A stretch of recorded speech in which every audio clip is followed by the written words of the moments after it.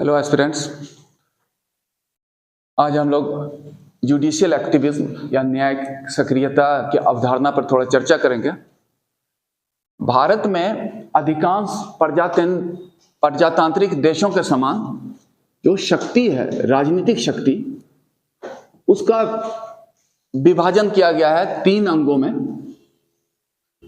जिसको कहते हैं सेपरेशन ऑफ पावर। शक्ति का पृथकीकरण किया गया, सेपरेशन ऑफ पावर। इसमें क्या है, सरकार की शक्ति को 3 भाग में बांटा जाता है।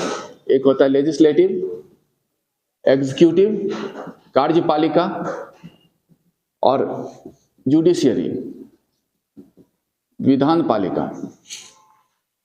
जिसमें लेजिस्लेटिव का काम होता है नियम बनाना, कार्यपालिका उन नियम को लागू करना, और जुडिशियरी का काम होता है दोनों पर एक तरह से जांच करना, निगाह रखना कि लेजिस्लेटिव ने जो नियम बनाया, लेजिस्लेचर ने, वो संविधान के अनुकूल है कि नहीं, और कार्यपालिका ने जो काम किया है वो नियम अनुसार है कि नहीं। तो एक तरह से अंकुश करता है। और अगर भारत में देखें, लेजिस्लेचर जो है एग्जीक्यूटिव बनाता है, एग्जीक्यूटिव जुडिशरी को नियुक्त करता है, जुडिशरी को हटाने का अधिकार विधान पालिका को है इम्पीचमेंट द्वारा। तो मतलब क्या है, इस व्यवस्था में जो शक्ति होती है, राजनीतिक शक्ति, 3 अंगों में बटा होता है, और किसी में भी एब्सोल्यूट पावर नहीं रहता। सभी जो अंग होते हैं सरकार के, एक दूसरे को नियंत्रण करते हैं, एक दूसरे से नियंत्रित होते हैं, और एक तरह से चेक एंड बैलेंस का सिस्टम रहता है, और सुचारू रूप से जो प्रजातांत्रिक मूल्य और जो है उसको संचालन होता है इस व्यवस्था में। अब यह है क्या कि इस व्यवस्था में कैसे संविधान है, सब चीज, हर चीज, ये विभाजन भी संविधान के अनुसार है। इस संविधान के अभिभावक के रूप में संविधान में ही कहा गया है कि सुप्रीम कोर्ट काम करेगा, गार्जियन ऑफ कॉन्स्टिट्यूशन। तो इस चीज के लिए कुछ उसको अतिरिक्त अधिकार दिया गया, और उन अधिकारों में एक अधिकार जो दिया गया है सुप्रीम कोर्ट को, उसका उल्लेख आर्टिकल 142 में किया गया, जिसमें यह कहा गया है कि अगर आवश्यकता पड़े और न्याय को ध्यान में रखते हुए जरूरत पड़े, तो सुप्रीम कोर्ट चाहे तो वो कार्यपालिका और विधान पालिका के कार्य में हस्तक्षेप कर सकता है। ये एक उसको अतिरिक्त दिया गया, और ये जो हस्तक्षेप करने का अधिकार है वो ही है सुप्रीम कोर्ट का आर्टिकल 142 को।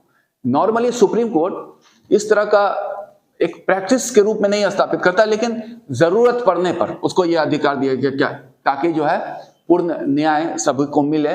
यही व्यवस्था है, और यही जो बनाता है एक तरह के कि वो कार्यपालिका के कार्य में हस्तक्षेप किया, कभी विधान पालिका के कार्य में भी हस्तक्षेप किया, वही है न्यायपालिका की, जिसको कहा गया है जुडिशियल एक्टिविज्म।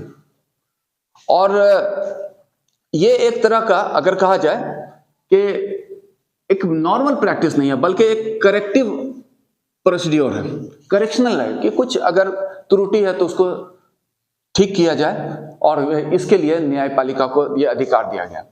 जहां तक ये जुडिशियल एक्टिविज्म की बात है, तो इसका जो सपोर्ट करता है यह प्रावधान तो है ही संविधान का आर्टिकल 142। इसके अलावा और भी प्रावधान है जो इस व्यवस्था को और सपोर्ट करते हैं, जिसमें एक अन्य में देखें जो है, जिससे जुडिशियल एक्टिविज्म होता है और अवसर मिलता है न्यायपालिका को कि कार्यपालिका के कार्य में हस्तक्षेप कर सके। तो एक तो ये हुआ कि जनहित याचिका एक माध्यम है, जिसको पब्लिक इंटरेस्ट लिटिगेशन कहा गया, एक स्रोत है जिसका काफी जरूरत पड़ने पर उपयोग भी किया गया है, वो है। उसके अलावा स्वतः यहां तो मामले को ले जाया गया कोई थर्ड पार्टी द्वारा सुप्रीम कोर्ट के समक्ष। सुप्रीम कोर्ट का अधिकार है किसी मामले को अपने आप संज्ञान में ले सकता है, उसका कहते हैं स्पेशल लीव पिटीशन, जैसे SLP आर्टिकल 136 में जिसका उल्लेख है। और जो सुप्रीम कोर्ट कहेगा वो एक कानून बन जाता है, जो कि आर्टिकल 141 में है उल्लेख कि सुप्रीम कोर्ट द्वारा जो लिया गया निर्णय एक कानून है जो भारत के सभी न्यायालय को पर मान्य होगा, सभी को मानना होगा। तो जो सारी व्यवस्थाएं हैं वो जुडिशियल एक्टिविज्म को के सपोर्ट करता है, लेकिन ये तभी इसका उपयोग न्यायपालिका द्वारा किया जाता है कि जब किसी तरह का करेक्टिव एक्शन लेना हो और न्यायिक व्यवस्था को स्थापित करना हो। यही है जुडिशियल एक्टिविज्म। Thank you.